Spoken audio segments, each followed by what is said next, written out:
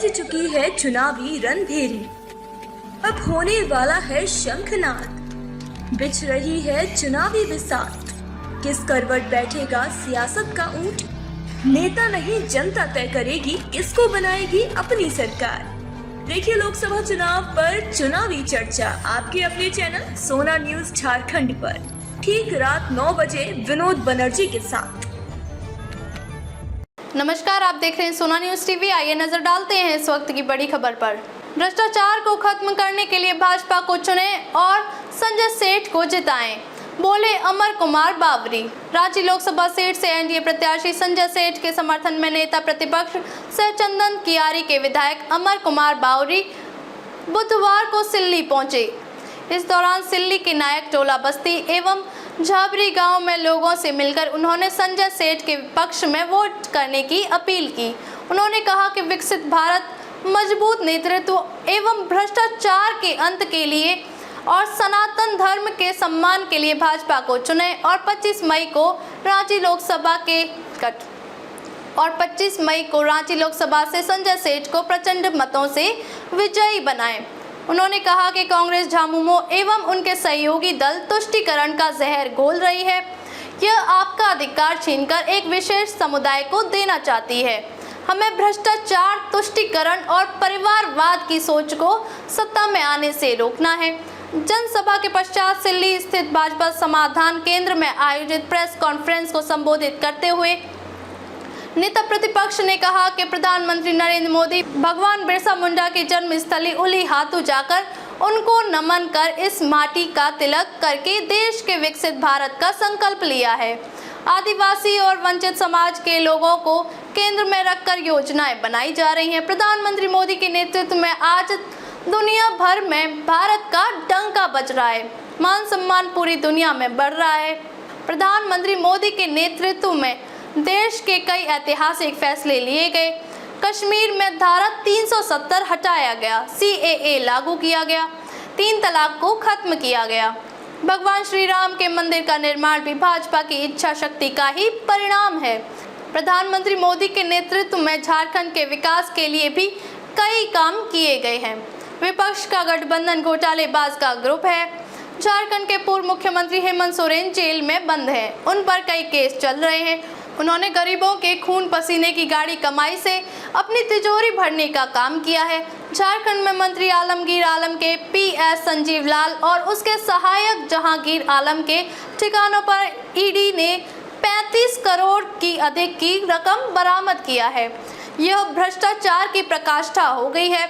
इंडी गठबंधन आदिवासी का हक भी एक विशेष वर्ग को देने की साजिश कर रहा है। उन्होंने कहा कि झारखंड का निर्माण का पूरा श्रेय अटल बिहारी वाजपेयी को जाता, जिन्होंने क्षेत्र, संस्कृत, भाषा आदि के आधार पर वर्षों से लंबित आम लोगों की अलग राज्य की मांग के सपने को पूर्ण किया। वहीं झारखंड मुक्ति मोर्चा एक ऐसी पार्टी थी जिसने झारखंड को ही बेचने का काम किया था। वहीं कांग्रेस तुष्टीकरण की राजनीति करने वाली पार्टी है।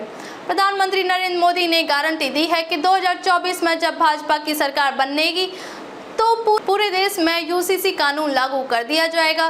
तब से विरोधी पार्टियों में खलबली मच गई। वहीं उत्तराखंड एकमात्र ऐसा राज्य है जो वर्तमान में UCC कानून को अपने राज्य में लागू कर चुका है। उन्होंने कहा कि 2024 में चुनाव के बाद तुष्टीकरण की राजनीति करने वाली पार्टी समाप्त हो जाएगी। प्रधानमंत्री के नेतृत्व में भारत तीसरी अर्थव्यवस्था बनेगा। झारखंड सरकार भ्रष्टाचार को बढ़ावा दे रही है। वहीं बालू, पहाड़, खनिज संपदा को बेचकर आदिवासियों का अपमान कर रही है। उन्होंने लोगों को विश्वास दिलाया कि इस बार सभी 14 लोकसभा सीटों पर एनडीए जीत का परचम लहराएगा। इसलिए सभी लोग अपना मत का प्रयोग कर प्रधानमंत्री नरेंद्र मोदी के हाथों को मजबूत करें। सोना न्यूज के लिए सिल्ली से विनोद बनर्जी की रिपोर्ट। एक बहुत बड़ा खतरे का घंटी है, इसलिए यह चुनाव बहुत कुछ तय करने वाला है। देश के आगे बढ़ने की गति को, जहां नरेंद्र भाई मोदी जी के नेतृत्व में जो देश की गति आगे बढ़ी है, हम 10 साल में 11वीं अर्थव्यवस्था से 5वीं अर्थव्यवस्था बने हैं और अगले 5 साल में तीसरी अर्थव्यवस्था बनेंगे। आज देश के बढ़ते कदम को रोकने के लिए जिस तरह से विदेश से लेकर देश के अंदर षड्यंत्र चल रहा है, सोरस का जो षड्यंत्र है उसका मुखौटा जो राहुल गांधी है, शहजादा राहुल गांधी है, उसके ऊपर भी देश का नजर है, हम सबका नजर है। और जिस तरह से परिवारवाद और वंशवाद की राजनीति को आगे बढ़ाने का काम हुआ है, एक सुल्तान अपने बेगम को मुख्यमंत्री बनाने के लिए गांडे के चुनाव को लड़ा रहा है, ये सिर्फ और सिर्फ झारखंड मुक्ति मोर्चा, कांग्रेस और राजद में ही दिख सकता है। भारतीय जनता पार्टी एक ऐसी पार्टी है जहां एक साधारण कार्यकर्ता, एक साधारण विधायक, दलित का बेटा भी नेता प्रतिपक्ष बन सकता है। ये बीजेपी में ही हो सकता है, दूसरे दल में नहीं हो सकता है। ये देश और झारखंड की जनता भी देख रही है, इसलिए इस बार 14 की 14 सीटें उनका जो है पूरी तरह से साफ हो जाएगा और भारतीय जनता पार्टी एनडीए के नेतृत्व में हम 14 सीटें जीत करके मोदी जी को 400 की सीटों को पार बता करके फिर से एक बार देश में तीसरी बार मोदी जी की सरकार बनाए। वाले लोग कांग्रेस के अंदर है और जो पकड़े गए हैं उनके सामने तो दिखता है, जो नहीं पकड़े गए हैं उनके घरों में पैसा है और मोदी जी उनको भी पकड़ करके बाहर लेकर जाएंगे, इस बात का गारंटी मोदी जी ने दिया है और देश की जनता को इस पर विश्वास है।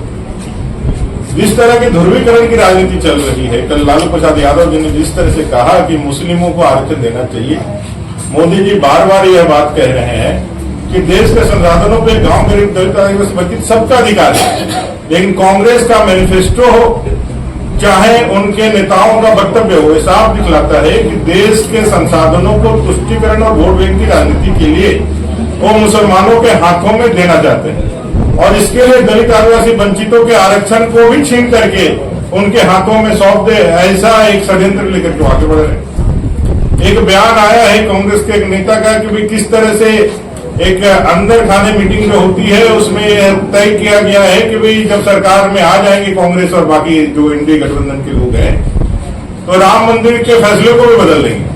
वो कहते हैं 370 हटा करके आज कश्मीर के अंदर जो संविधान लागू हुआ है वो 370 भी हटा दें और हम समान नागरिक संहिता भी लागू नहीं होने दें, ये सीए को भी फिर से हटाने की बात करते हैं। तो ये पूरी तरह से भारत की संप्रभुता पे खतरा उत्पन्न करके वंशवाद और तुष्टीकरण की राजनीति करके मुस्लिमों को जो बांग्लादेशी घुसपैठी है उनको देश के संसाधनों को दे करके धर्म आधारित आरक्षण की बातें करके देश के अंदर तोड़ने के लिए और जो गरीब है उसको और गरीब बनाने के लिए, विशेष करके दलितों और आदिवासियों के आरक्षण को छीनने के लिए और उनके संपत्तियों पर डाका डालने के लिए सांसद बनेंगे और देश में प्रधानमंत्री तीसरी बार 400 के पार के नारे किया है तो 400 सीटें जीत करके हम लोग देश में फिर एक बार प्रधान सेवक के रूप में आदरणीय प्रधानमंत्री बने। चुनावी दौरे के क्रम में आज हम लोगों ने सिल्ली विधानसभा क्षेत्र के एक दलित टोले नायक टोला में हम लोगों ने आज एक बैठक करी, लोगों से वोट की अपील की और आज आपसे रूबरू हुए।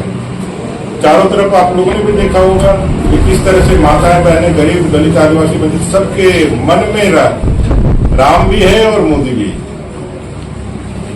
सब लोग आज आनंद प्रसन्न के साथ गरीब कल्याण की योजनाओं का लाभ उठाते हुए देश की तरक्की में आगे बढ़ रहे हैं। वहीं दूसरी तरफ 2019 में जो गठबंधन की सरकार बनी जेएमएम कांग्रेस और आरजेडी के नेतृत्व में, आज उसकी स्थिति परिस्थिति क्या है ये आपको किसी से छिपा हुआ नहीं है। पिछले 3 दिनों से झारखंड के अंदर नोट की गड्डियों का चर्चा चल रहा है। ये अब पहली बार नहीं है, पहले भी यह घटनाएं घटित हुई है, झारखंड को इन लोगों ने संसार किया है और कांग्रेस विधायक दल के नेता जो कि कैबिनेट के मंत्री है उनके नजदीकी सहयोगी के घर से 35 करोड़ रुपये मिले और अभी भी कल भी उनके सहयोगी के टेंडर मैनेजमेंट की जो घटनाएं थी उसको लेकर के करोड़ों रुपये और बरामद हो गए। निजी सचिव भी अभी जेल के अंदर है, रिमांड पर है। तो कुल मिलाकर के झारखंड को लूटने का काम, झारखंड को दोहन करने का काम, यहाँ के गांव गरीब दलित आदिवासियों के पैसों को हड़पने का काम राहुल गांधी जी आए थे, राहुल गांधी जी ने कुछ कहा नहीं। आलमगीर आलम साहब उनके मंच पे दिखे नहीं, चूंकि विधायक दल के नेता है। जैसे मैं भारतीय जनता पार्टी विधायक दल का नेता हूं, जब अपने प्रधानमंत्री आते हैं तो मैं उनके साथ रहता हूं, तो उनके भी राष्ट्रीय सबसे बड़े नेता हैं। अब तक के लिए बस इतना ही, फिर होगी आपसे मुलाकात ऐसे ही एक और बड़ी खबर के साथ। तब तक के लिए नमस्कार और देखते रहिए सोना न्यूज़ टीवी।